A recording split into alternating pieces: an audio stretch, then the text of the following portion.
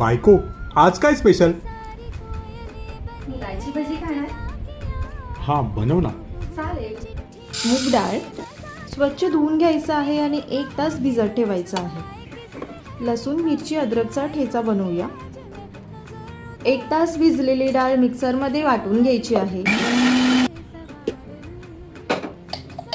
त्यानंतर एका बाउलमध्ये मूग डाळीचं मिश्रण, कांदा, कोथिंबीर, अद्रक लसूणचा ठेचा, बेसन, तांदळाचं पीठ, जिरे, ओवा, मीठ, हळद, लाल तिखट हे सगळे इन्ग्रेडियंट घालून मिक्स करून घ्यायचं आहे.